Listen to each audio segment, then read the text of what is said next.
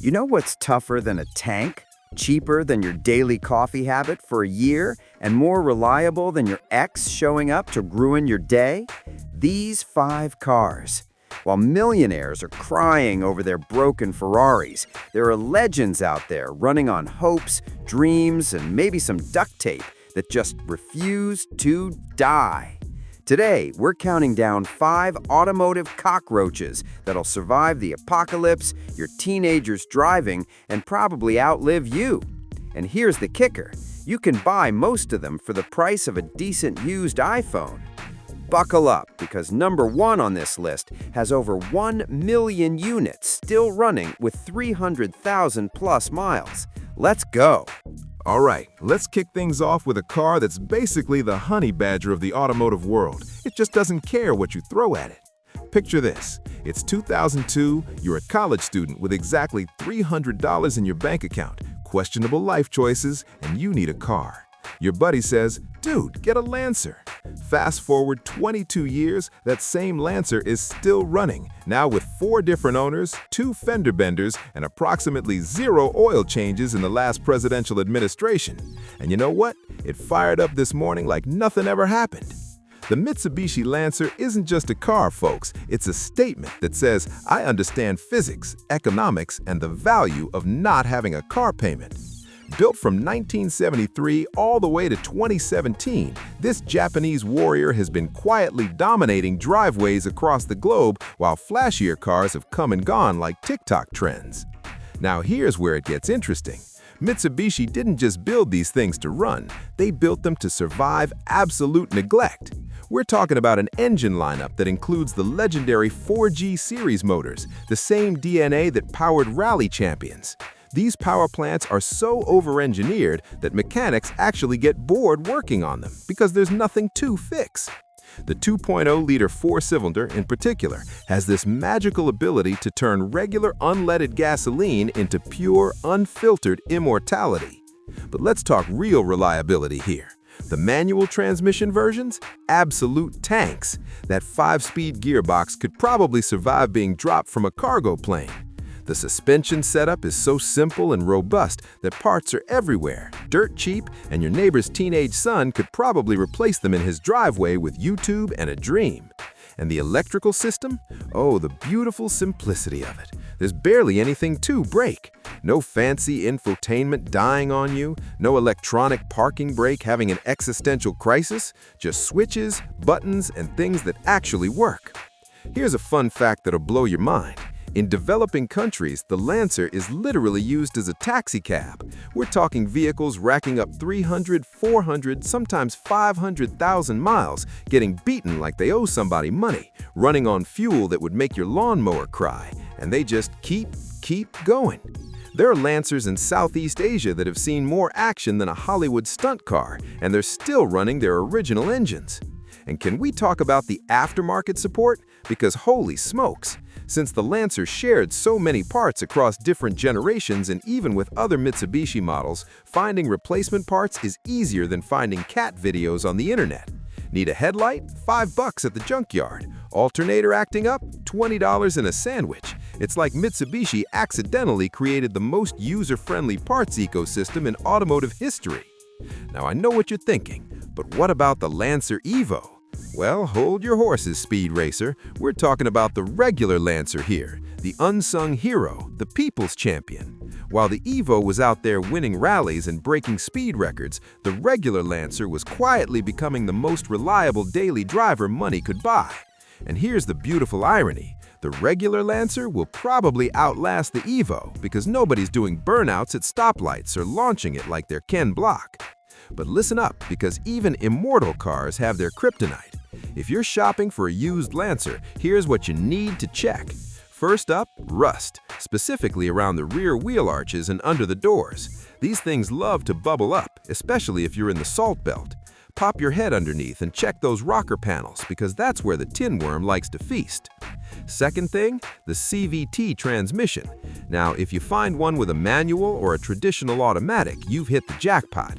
But those CVT models from the later years, there can be a bit of a gamble. They're not terrible, but they're definitely the Achilles heel of an otherwise bulletproof machine. Make sure it shifts smoothly, doesn't whine like a mosquito at a barbecue, and that the fluid has actually been changed at least once in its lifetime. Third critical point, check for oil leaks around the valve cover gasket. It's not a deal breaker because it's an easy fix, but it'll tell you how well the previous owner took care of the car. And speaking of oil, check that dipstick. These engines are so forgiving that people forget to maintain them, but even a Lancer needs oil to, lubricate things. Also, give the suspension a good bounce test. Listen for clunks, rattles, or any sounds that suggest the bushings have turned into dust. Again, cheap fix, but it's negotiating power for you. Here's the bottom line. The Mitsubishi Lancer is what happens when engineers decide to build something that just works. No gimmicks, no fancy tech that'll be obsolete in 3 years, just a reliable, efficient, practical machine that gets you from A to B without drama, without breaking the bank, and without leaving you stranded on the side of the road questioning your life choices. It's the automotive equivalent of that one friend who's always there when you need them. Not flashy, not exciting, but absolutely dependable. And in a world where new cars are basically smartphones with wheels that need software updates to start, there's something beautifully refreshing about a machine that just works. So if you see a Lancer for sale and it checks out, grab it, because you're not just buying a car, you're buying peace of mind with a steering wheel. But hold on, because if you think the Lancer is tough, wait until you see what's coming next.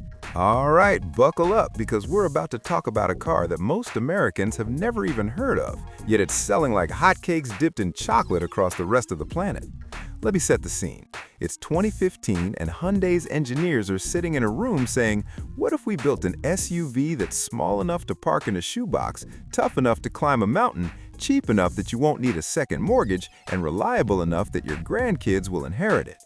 And thus, the Hyundai Creta was born, and boy did they nail it. Now, before you say, wait, I've never seen one of those on the road, let me stop you right there. That's because if you're in North America, you know this beauty as the Hyundai Venue or the Kona's cousin that nobody talks about at family reunions. But across Asia, South America, Africa, and large chunks of the developing world, the Creta is absolutely everywhere. We're talking over 2 million units sold, dominating markets like it's running for office. Here's what makes this compact SUV an absolute legend. Hyundai took everything they learned from decades of building cars that needed to survive absolutely brutal conditions and poured it all into this platform. The Creta sits on Hyundai's incredibly proven architecture, sharing bones with vehicles that have been torture-tested on roads that would make a monster truck nervous. We're talking unpaved highways, flooded streets, potholes that could swallow a motorcycle, and temperatures that range from Antarctic winters to surface of the sun summers. The engine options are where things get really interesting. You've got the 1.6-liter naturally aspirated 4-cylinder that's so unstressed, it's basically meditating while it runs. This motor produces just enough power to get the job done without ever breaking a sweat, which means longevity that would make a tortoise jealous. Then there's the 1.5-liter diesel option, and oh boy, if you want to talk about a motor that refuses to quit, diesel Cretas are running taxi services in India, doing back-to-back 12-hour shifts 7 days a week, and they're still going strong after 500,000 kilometers. But here's where the Creta really flexes: ground clearance. At over 8 inches, this thing laughs at speed bumps that would scrape the soul out of a sports car. Flooded street? Not a problem. Dirt road that hasn't been maintained since the invention of the wheel? The Creta just shrugs and keeps moving. It's like Hyundai looked at real-world driving conditions and said, yeah, we should probably make a car for actual roads, not just the smooth ones in commercials. The suspension setup deserves a standing ovation. It's tuned for comfort, but built like it's preparing for war. McPherson struts up front, torsion beam in the rear, simple, proven technology that's been fixing itself for decades. No fancy adaptive suspension to fail, no air springs to leak, just good old-fashioned metal and rubber doing their job. And when something eventually does wear out, replacement parts cost about as much as a decent pizza. Let's talk about something nobody mentions but everybody experiences: the interior build quality. Now, I'm not saying the Creta has Rolls-Royce levels of luxury, but for what you're paying, you're getting a cabin that actually holds together. The switchgear feels solid, the plastics don't rattle like maracas after 6 months, and the seats are comfortable enough for those long hauls without making your back file for divorce. Plus that cargo space. You can fit your entire life back there. And I mean that literally. People use these for moving apartments. And can we appreciate the fuel efficiency for a second? Whether you go petrol or diesel, the Creta sips fuel like it's trying to make it last through an apocalypse. We're talking real-world numbers that'll have you visiting the gas station about as often as you visit your in-laws, which is to say, not very often, and you're happy about it. Now let's get into the nitty-gritty for you bargain hunters out there. If you're shopping for a used Creta, pay close attention to the service history. Seriously, this matters. These vehicles are built to be maintained regularly, and skipping services is where problems creep in. Check that the oil changes happened on schedule, especially if it's a diesel model. Those engines love fresh oil like plants love sunshine. Next up, inspect the turbocharger if you're looking at a turbocharged variant. Give it a good listen during cold starts. Any whining, whistling, or sounds like a jet engine having a panic attack could mean turbo issues down the line. Not a deal breaker, but definitely something to negotiate with. The dual-clutch transmission in some models needs special attention. Take it for a test drive and feel how it behaves in stop-and-go traffic. It should be smooth and responsive. If it's jerky, hesitant, or feels like it's trying to make up its mind about which gear to use, that's a red flag waving at you like it's directing traffic. Check the air conditioning system thoroughly, especially if you're in a hot climate. The AC compressor and condenser work hard in these vehicles, and while they're generally reliable, a failing system will cost you a pretty penny to fix. Turn it on full blast and make sure it's blowing Arctic air within a minute or two. Look underneath for any signs of oil leaks, particularly around the engine and transmission seals. Also check the condition of the CV boots. If they're cracked or torn, those CV joints might be on borrowed time. Again, not expensive to fix, but great ammunition for negotiating the price down. Here's what it all boils down to.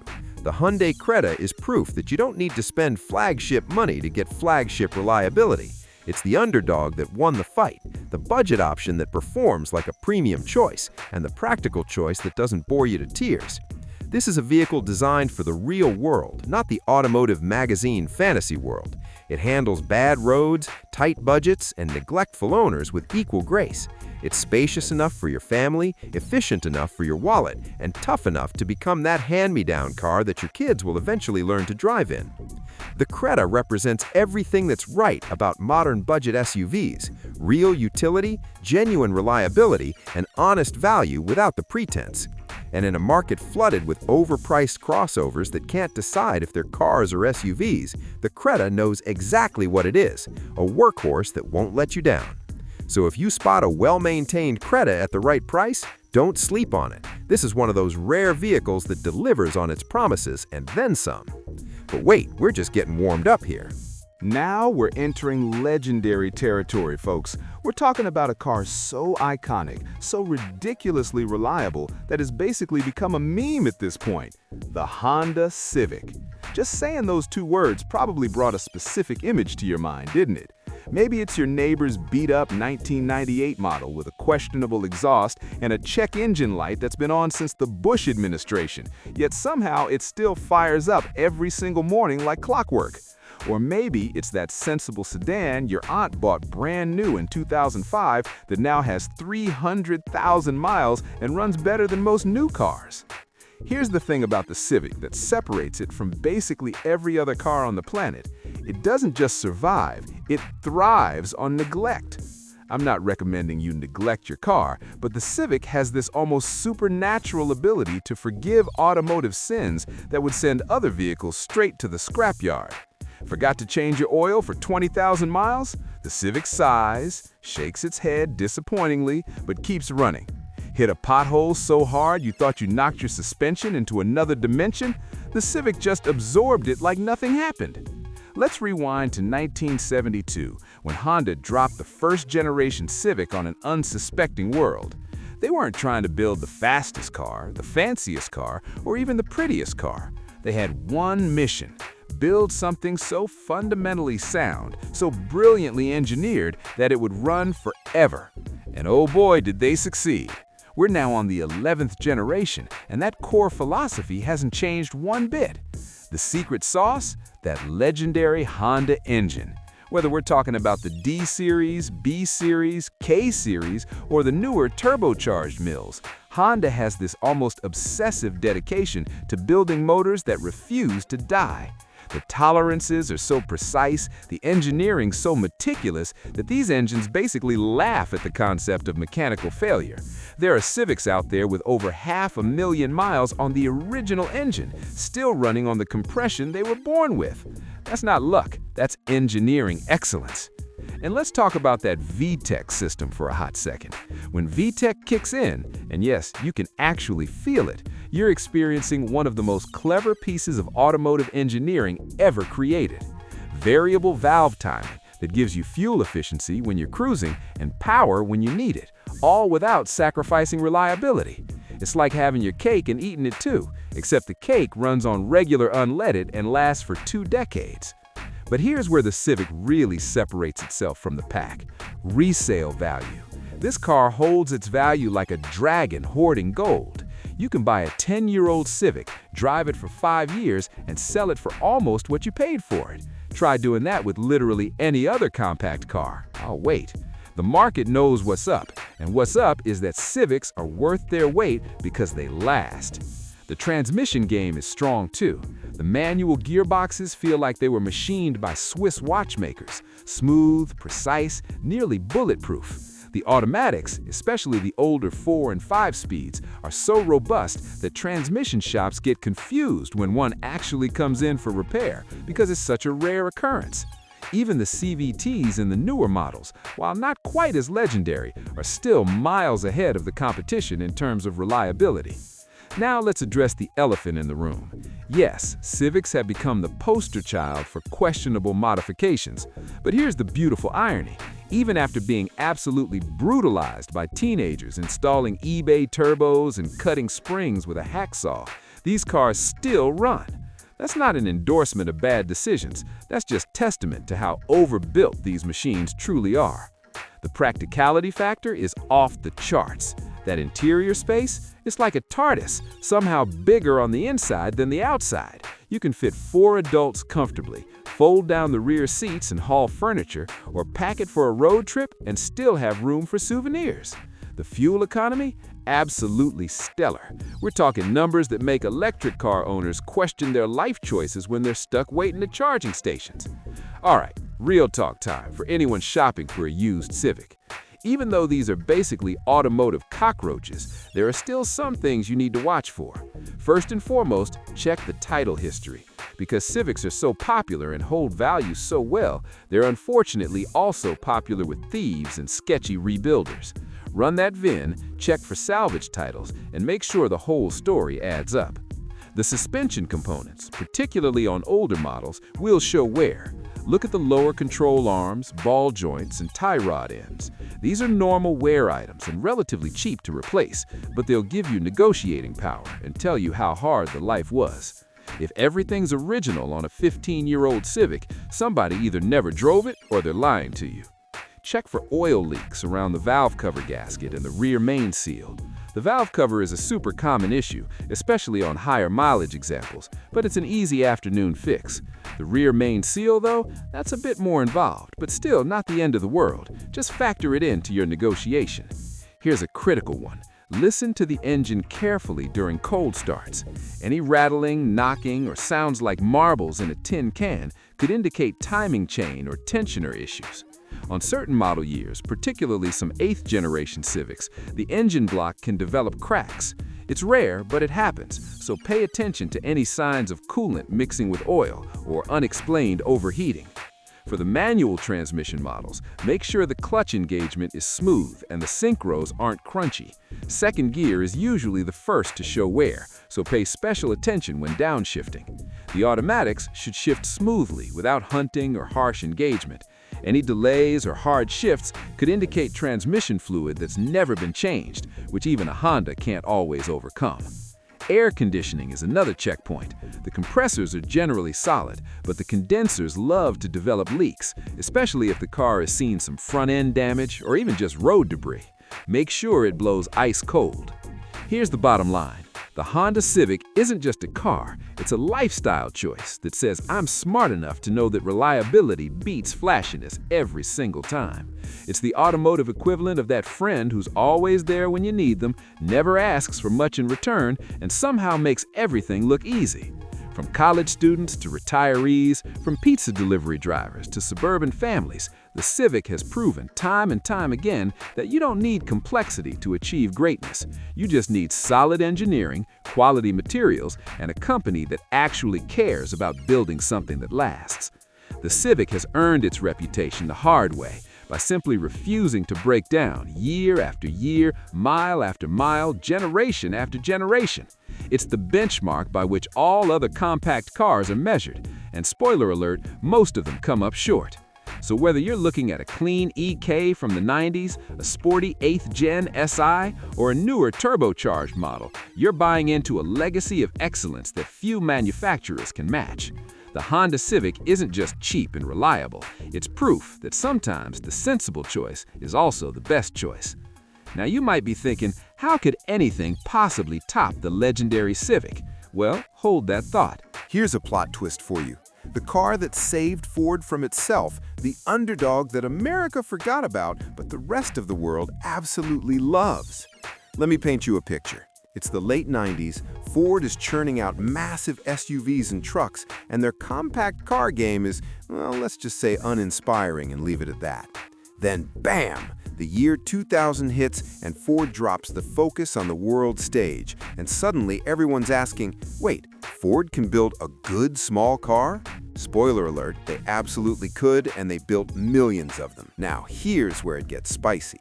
If you're sitting there thinking, but didn't the Focus have transmission problems? Yes, you're thinking of the power shift dual clutch disaster that plagued certain model years in North America. But hold your horses, because we're about to drop some knowledge that'll change your perspective entirely.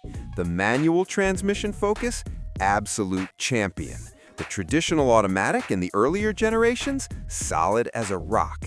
The European spec models that never got the cursed power shift? Running strong across the pond like nothing ever happened. The Focus represents something truly special in automotive history, a car designed with a global mindset.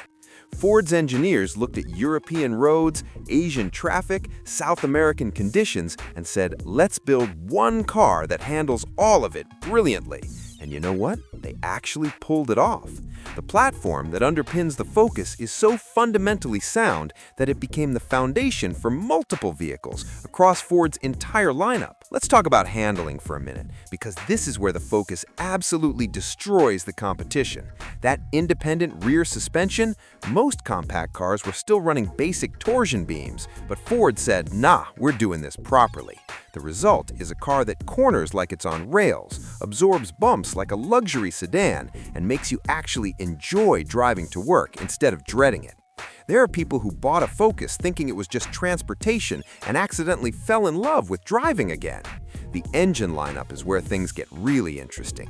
The Duratec 4-cylinder engines are absolute workhorses. We're talking motors that share heritage with Mazda's legendary power plants. Yes, that Mazda, the company that knows a thing or two about building engines that last. The 2-liter in particular is smoother than a jazz radio station and tougher than a $2 steak. Change the oil regularly, keep the cooling system happy, and this engine will outlive your mortgage. And can we talk about the interior space for a second? Because Ford somehow managed to create a cabin that feels like a mid-size car while keeping the footprint compact enough to parallel park in spaces that would make a smart car nervous. The magic folding rear seats create a cargo area that'll swallow everything from IKEA furniture to your entire apartment when you're moving out of your parents' basement for the 3rd time. No judgment, we've all been there. Here's something nobody talks about but absolutely should: parts availability. Because the Focus sold in absolutely massive numbers worldwide,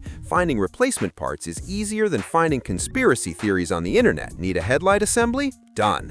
Alternator giving up the ghost? fixed by lunchtime. Even specialty performance parts are everywhere thanks to the massive enthusiast community. And speaking of enthusiasts, let me tell you about the Focus ST and RS. These hot hatch versions proved that the platform could handle serious power and serious abuse, which means the regular Focus is basically overbuilt for normal driving. The engine lineup is where things get really interesting. The Duratec 4-cylinder engines are absolute workhorses. We're talking motors that share heritage with Mazda's legendary power plants. Yes, that Mazda, the company that knows a thing or two about building engines that last. The 2-liter in particular is smoother than a jazz radio station and tougher than a $2 steak. Change the oil regularly, keep the cooling system happy, and this engine will outlive your mortgage. And can we talk about the interior space for a second? Because Ford somehow managed to create a cabin that feels like a mid-size car while keeping the footprint compact enough to parallel park in spaces that would make a smart car nervous. The magic folding rear seats create a cargo area that'll swallow everything from IKEA furniture to your entire apartment when you're moving out of your parents' basement for the 3rd time. No judgment, we've all been there. Here's something nobody talks about but absolutely should: parts availability. Because the Focus sold in absolutely massive numbers worldwide, finding replacement parts is easier than finding conspiracy theories on the internet. Need a headlight assembly? Done. Alternator giving up the ghost? Fixed by lunchtime. Even specialty performance parts are everywhere thanks to the massive enthusiast community. And speaking of enthusiasts, let me tell you about the Focus ST and RS. These hot hatch versions proved that the platform could handle serious power and serious abuse, which means the regular Focus is basically overbuilt for normal driving. The engine lineup is where things get really interesting. The Duratec 4-cylinder engines are absolute workhorses. We're talking motors that share heritage with Mazda's legendary power plants. Yes, that Mazda, the company that knows a thing or two about building engines that last. The 2-liter in particular is smoother than a jazz radio station and tougher than a $2 steak. Change the oil regularly, keep the cooling system happy, and this engine will outlive your mortgage. And can we talk about the interior space for a second? Because Ford somehow managed to create a cabin that feels like a mid-size car while keeping the footprint compact enough to parallel park in spaces that would make a smart car nervous. The magic folding rear seats create a cargo area that'll swallow everything from IKEA furniture to your entire apartment when you're moving out of your parents' basement for the 3rd time.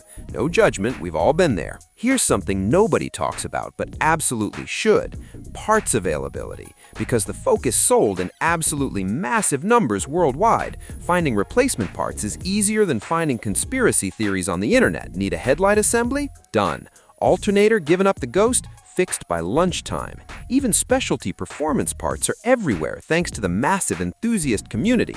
And speaking of enthusiasts, let me tell you about the Focus ST and RS. These hot hatch versions proved that the platform could handle serious power and serious abuse, which means the regular Focus is basically overbuilt for normal driving. The engine lineup is where things get really interesting. The Duratec 4-cylinder engines are absolute workhorses.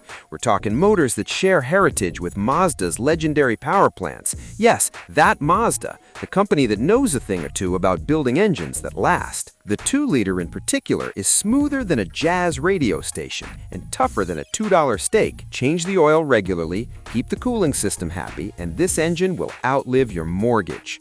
And can we talk about the interior space for a second? Because Ford somehow managed to create a cabin that feels like a mid-size car while keeping the footprint compact enough to parallel park in spaces that would make a smart car nervous. The magic folding rear seats create a cargo area that'll swallow everything from IKEA furniture to your entire apartment when you're moving out of your parents' basement for the 3rd time. No judgment, we've all been there. Here's something nobody talks about but absolutely should: parts availability. Because the Focus sold in absolutely massive numbers worldwide, finding replacement parts is easier than finding conspiracy theories on the internet. Need a headlight assembly? Done. Alternator giving up the ghost? fixed by lunchtime. Even specialty performance parts are everywhere thanks to the massive enthusiast community.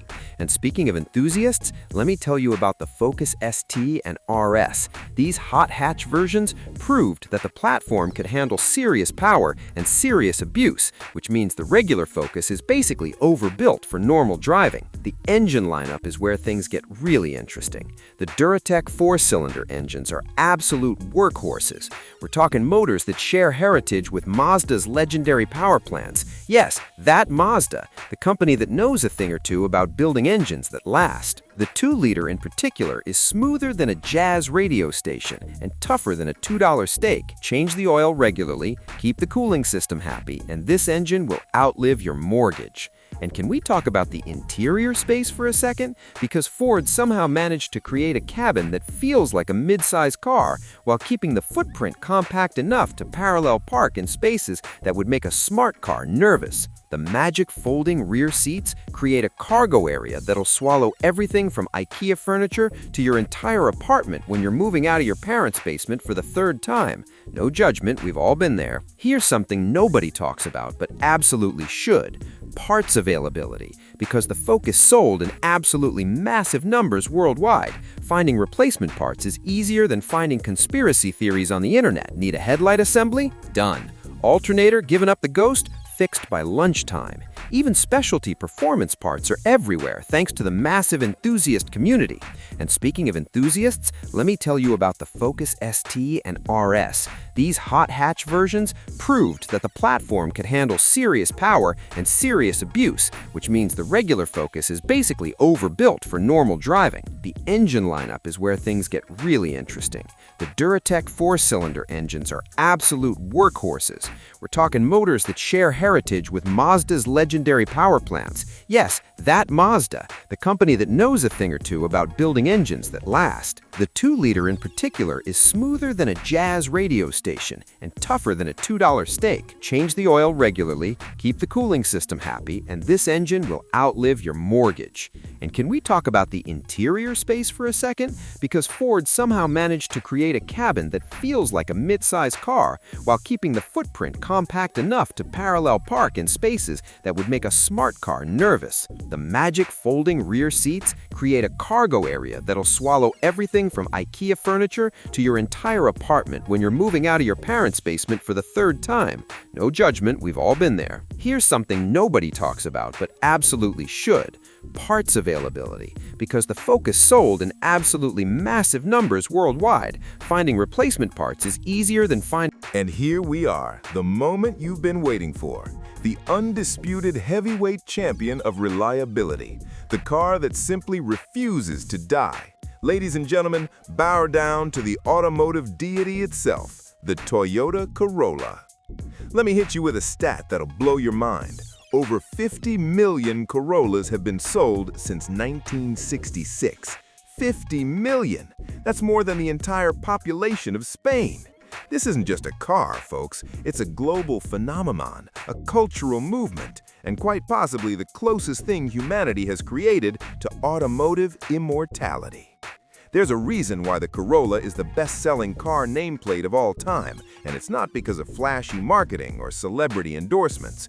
It's because when you buy a Corolla, you're essentially purchasing a contract with the universe that guarantees transportation until the end of time.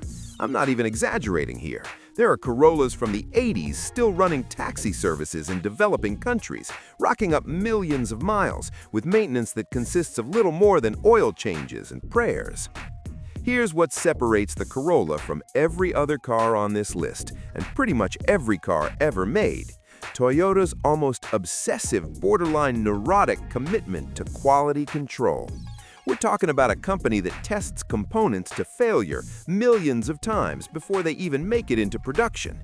Every single part, every gasket, every bolt is engineered not just to work, but to work flawlessly for hundreds of thousands of miles. It's not over-engineering, it's just refusing to accept mediocrity. The engines? Oh boy, let's talk about these mechanical masterpieces. Whether you've got the legendary 4A FE from the 90s, the indestructible 1ZZ FE from the early 2000s, or the modern 2ZR FE, you're looking at motors that treat 250,000 miles like a warm-up lap. These engines are so well balanced, so meticulously assembled, that they run smoother at 200,000 miles than most cars do brand new. Toyota doesn't just build engines, they craft mechanical symphonies that happen to power your commute. And the transmission situation? Whether you're rolling with a manual, a traditional automatic, or even the newer CVT units, Toyota has refined these to the point of perfection. The older 4-speed automatics are so reliable that transmission shops keep them as paperweights because they never need to rebuild them. The CVTs, which have a sketchy reputation in other brands, are actually dependable in Toyotas because, surprise, Toyota actually engineered them properly and maintains strict quality standards. Now, I know what some of you are thinking, but the Corolla is boring. And you know what? You're absolutely right. It's boring in the same way that oxygen is boring. You don't really think about it, but you definitely need it, and your life would fall apart without it. The Corolla doesn't need to be exciting because it's too busy being perfect at its actual job, getting you from point A to point B without drama, without fuss, without emptying your bank account. Let's talk about depreciation, or rather the lack thereof. A 5-year-old Corolla with reasonable mileage still commands prices that would make luxury car owners weep into their repair bills. Why? Because buyers aren't stupid. They know that Corolla will run for another decade minimum, while that luxury sedan will be visiting the mechanic more often than you visit your favorite coffee shop. The practicality is off the charts in the best possible way. Fuel economy that makes hybrids jealous? Check. Interior space that somehow fits 4 adults comfortably despite being a compact car? Check. Trunk space that swallows grocery runs, airport trips, and your questionable IKEA purchases? Triple check. Insurance rates so low they're practically giving it away? You better believe it. The Corolla is the automotive equivalent of a Swiss Army knife. It does everything you actually need and doesn't waste time on things you don't. Here's a story that perfectly encapsulates the Corolla.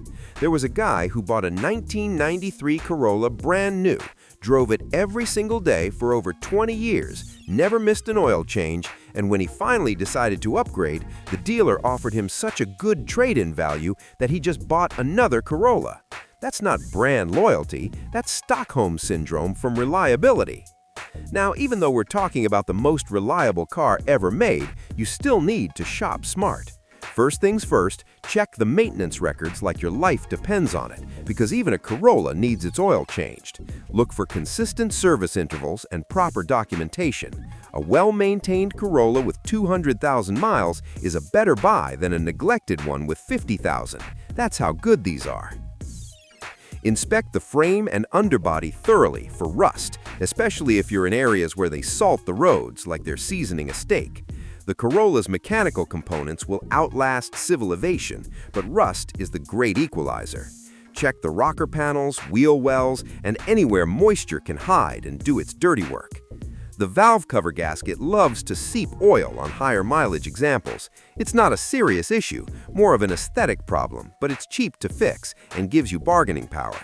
While you're checking for leaks, look at the oil pan gasket too. Again, not a deal breaker, just ammunition for negotiation. Listen carefully during test drives for any unusual noises from the engine or transmission. Corollas are whisper quiet when everything's right, so any rattles, knocks, or whines should raise an eyebrow. Check the transmission fluid. It should be red or pink and smell normal, not burnt. Even though Corolla transmissions are bulletproof, fluid that never been changed can still cause issues. Test every single electrical component: windows, locks, mirrors, climate control, radio, everything. The electronics are generally solid, but switches and motors can wear out over time. Make sure the air conditioner blows Arctic cold, because a failing AC compressor is one of the pricier repairs you might face.